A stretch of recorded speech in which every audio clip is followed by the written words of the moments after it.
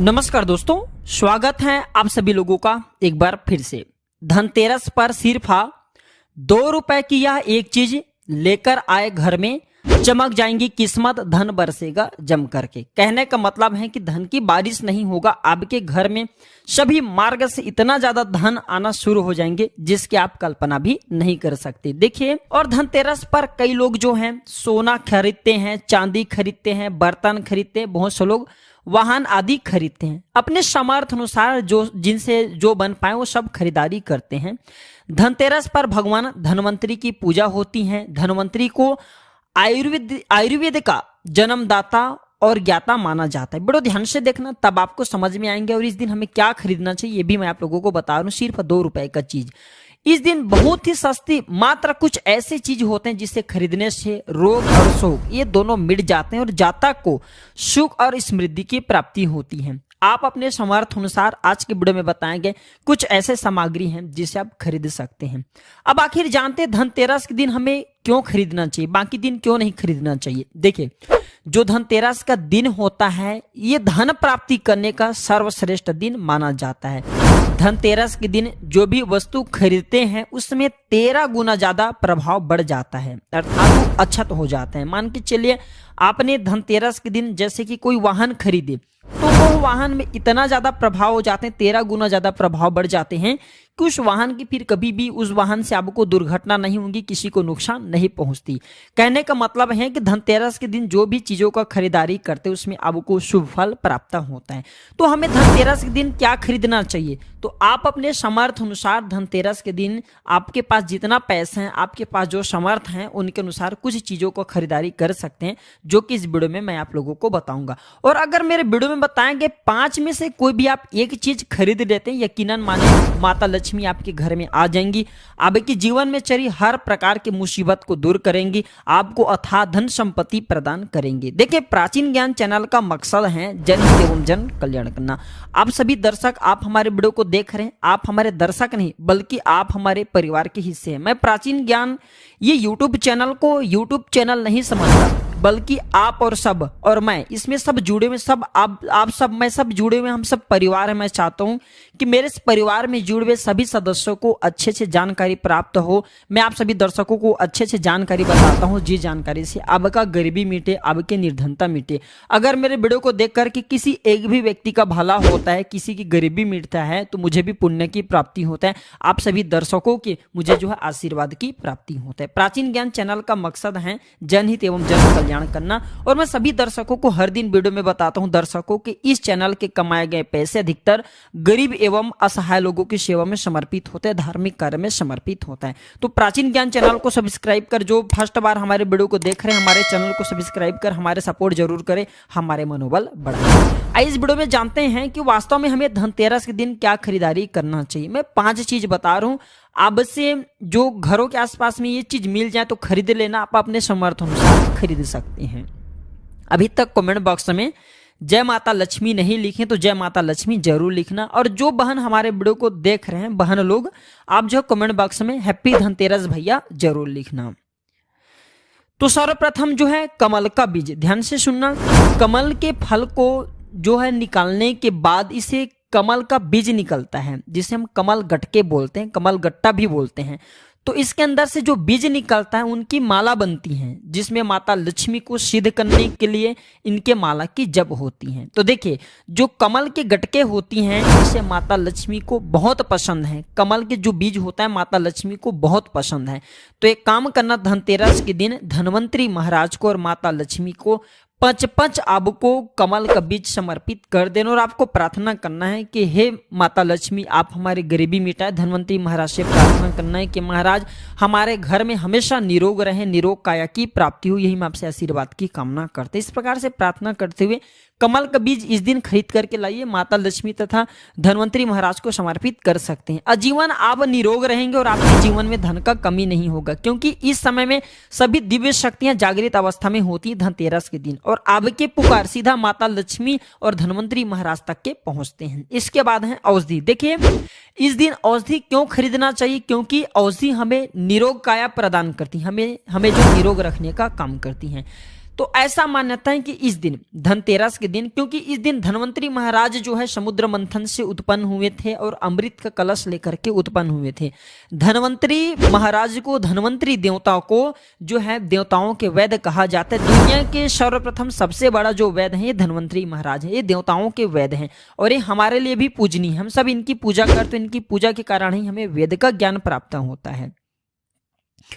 तो इस दिन जो है काला बज, घोड़ बज या फिर जो है शंकर जटा, ये सर्व औषधि नाम की एक औषधि आती है। आप ये घर में खरीद करके ला सकते हैं। ये घर में खरीद करके आप अपने घर में लाते हैं और इसे स्थापित करते हैं या फिर धन्वंतरी महाराज को समर्पित करते हैं। तो जब तक ये औषधि आपके घर में रहेंगे तब तक आपके घर में बिल्कुल ही किसी को रोग नहीं आएगा। और ऐसा भी कहा जाता है इस दिन औषधि खरीद करके लाने के बाद, जैसे कि बच हैं, शंकर जट हैं, सर्व औषधि आते हैं, आप जो है इस दिन इंद्रजाल नाम की जो जड़ी आती है वो भी खरीद करके ला सकते हैं। या फिर किसी भी प्रकार की चमत्कारिक पेड़ पौधे की जो बांधा होती हैं या फिर चमत्कारिक जो वनस्पतियां होती हैं ये खरीद करके ला करके धन्वंतरी महाराज को समर्पित करें। ऐसा कहा जाता है इस दिन समर्पित करने के बाद ये जो औषधियां होती हैं, जड़ी बूटियां होती, जागृत अवस्था में हो जाती। मान के चले किसी को लंबे समय से कोई बीमारी और ठीक नहीं हो रहे, तो इस दिन समर्पित किए गए औषधि की अगर 2 से 3 बूंद, अगर जो लंबे समय से बीमार पड़े, खाट में पड़े व्यक्ति हैं, चलने फिरने में समर्थवान नहीं, तो उसके नाक में अगर इसके 2 से 3 बूंद जो आप औषधि ला रहे हो उसके 2 से 3 बूंद नस से दिया जाए तो वो व्यक्ति भी ठीक होकर के कुछ दिनों के भीतर में चलने फिरने लायक हो जाते हैं। कहने का मतलब है कि इस दिन सभी प्रकार की जो औषधि होती हैं उसे जागृत करने की जरूरत नहीं पड़ती, स्वयं जागृत होते हैं। इसलिए इस दिन औषधि ला करके आप जो समर्पित जरूर करें।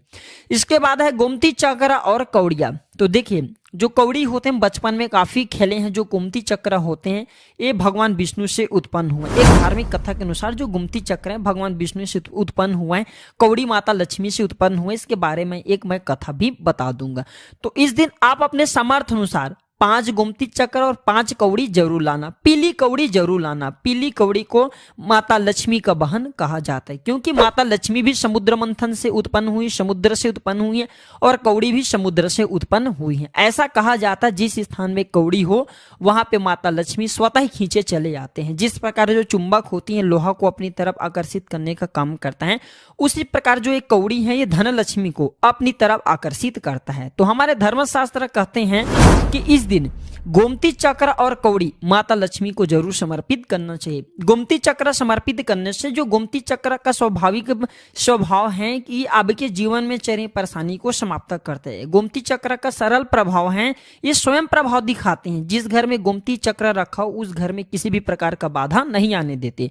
तो गोमती 5 आपको गोमती चक्र लेने और 5 आपको पीली कौड़ी लेने। अगर आपके समर्थ हैं तो आप जो 21 गोमती चक्र और 21 पीली कौड़ी जरूर ले लेना और आप जो है माता लक्ष्मी को इस दिन समर्पित कर देना। या फिर घर के किसी बच्चे को नजर दोष लगे हैं या घर में किसी बच्चे को जल्दी नजर दोष लग जाते हैं तो ये काम जरूर करना। इस दिन गोमती चक्र को लाल कपड़े में बांध करके जो छोटे बच्चे को नजर दोष लग जाते हैं उसे पहना देना, आजीवन नजर दोष नहीं लगे। या फिर जिनके घर में लंबे समय से बीमारी है, जो बीमार से छुटकारा पाना चाहते हैं, खुद आपको कोई रोग हो, अब चाहते हैं कि रोग से आपको मुक्ति मिल जाए, या फिर कोई लोग आपके ऊपर में किए कराया कर देते हैं, तो आपको इस दिन 7 गोमती चक्र लेना और शरीर से 7 बार उतारा करके इसे बहते हुए जल में बहा देना। बहते हुए जल की निर्मल धारा में प्रवाहित कर देना है। बिल्कुल ही जल के धारा के साथ में आपके शरीर में किए गए तंत्र विकार गोमती चक्र खींच लेंगे, बहा देंगे और आप आजीवन बीमारी से मुक्त रहेंगे। इसके बाद है झाड़ू।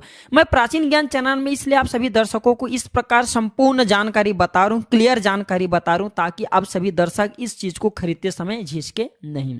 आप सब मेरे परिवार हैं, आप सब मेरे हिस्से हैं। झाड़ू इस दिन क्यों खरीदना चाहिए? क्योंकि झाड़ू को माता लक्ष्मी का स्वरूप माना जाता है। धर्मशास्त्र भी कहते हैं जो झाड़ू है ये लक्ष्मी, जो कचरे हैं राहु हैं। तो जो झाड़ू है हमारे घर से कचरे को बाहर फेंकने का काम करते हैं, अर्थात ये बाहर निकालते, झाड़ू से हम कचरे को साफ करते हैं। तो झाड़ू को लक्ष्मी कहा जाता है, कचरे को राहु। तो झाड़ू रूपी जो लक्ष्मी है कचरे रूपी राहु को हमारे घर से बाहर फेंकने का काम करते हैं। जहाँ पे गंदगी वातावरण हो वहां पे राहु आते, वहां पे केतु आते, वहां पे फिर नकारात्मक चीजों के प्रभाव बढ़ते हैं। इसलिए झाड़ू घर में रखने से झाड़ू को सकारात्मकता ये लाती है, माता लक्ष्मी के ही स्वरूप कहे गए हैं। तो आपको धनतेरस के दिन 2 जोड़ा झाड़ू जरूर लाना चाहिए। आपको जोड़े के स्वरूप में झाड़ू लाना चाहिए और इसे ला करके जैसे देवी माता लक्ष्मी की आप पूजा करते हैं उसी प्रकार झाड़ू की भी पूजा करना है और इसे आपको प्रार्थना करना है कि हे माता लक्ष्मी, आपके कृपा से हमारे घर में पूरे साल पूरे वर्ष भर अन्न धन की कमी ना हो। इस प्रकार से प्रार्थना करना है। झाड़ू को माता लक्ष्मी का स्वरूप आपको मानना है। झाड़ू माता लक्ष्मी के ही स्वरूप कहे गए हैं। इसके बाद है धनिया। मैं पिछले वाले वीडियो में भी बताया था धनिया जो संबंध होता है सीधा धन के देवी माता लक्ष्मी से होता है। देखिए आज भी ग्रामीण क्षेत्र में धनतेरस के दिन धनिया बोए जाते हैं। ऐसा माना जाता है धनतेरस के दिन कोई व्यक्ति घर में धनिया खरीद करके लाएं और इसे बोते हैं तो ऐसे व्यक्ति के जीवन में जैसे जैसे धनिया आकार में बनना शुरू होते हैं वैसे वैसे ऐसे व्यक्ति की जीवन में चरी परेशानी है, चाहे धन संबंधी परेशानी हो चाहे किसी भी प्रकार का परेशानी, वो परेशानी दूर होता है। जैसे जैसे धनिया का आकार बढ़ता है वैसे वैसे व्यक्ति की अध्यात्म उन्नति होता है। तो कैसा करना होता है प्रयोग, तो आपको मार्केट से 1 मुट्ठी धनिया खरीद करके लाना है। आप चाहते तो 1 किलो भी खरीद करके ला सकते हैं, लेकिन उपाय बता रहा हूं में आपको 1 मुट्ठी धनिया चाहिए। 1 मुट्ठी धनिया को लाल कलर के वस्त्र में आपको डाल देना और इसे माता लक्ष्मी के श्री चरणों में समर्पित कर देना और आपको प्रार्थना करने की माता इस धनिया से हमारा दुर्भाग्य दूर हो। इस प्रकार से प्रार्थना करते हुए कुछ धनिया आपको अपने घर के मसाले में डाल देना है पीस करके और कुछ धनिया को आपको जो है जमीन में बो देना है। जैसे जैसे धनिया उगना शुरू होंगे वैसे वैसे आपकी प्रगति होना शुरू हो जाते हैं। फिर ये लगाए हुए धनिया को, जो कच्चे धनिया होता है, आपको इसे आप जो सब्जी के रूप में आप इसका प्रयोग कर सकते हैं। आप इसे खाना चटनी में भी बना करके आप इसे खा सकते हैं। जैसे जैसे आप इसे खाना शुरू करेंगे जैसे जैसे बढ़ेंगे आपके जीवन में अध्यात्म उन्नति होना शुरू हो जाते हैं। देखिए हम 5 उपाय बताएं, सबसे सरल उपाय बताए हैं।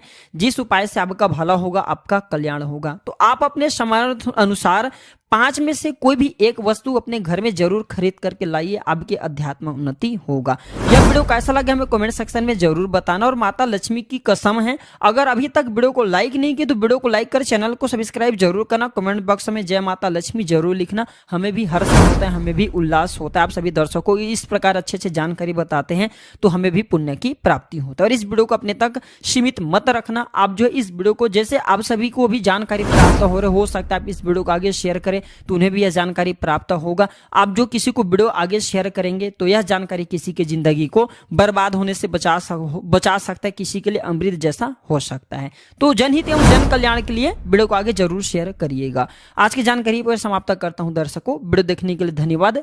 नमस्कार। जय श्री राम, जय मां लक्ष्मी।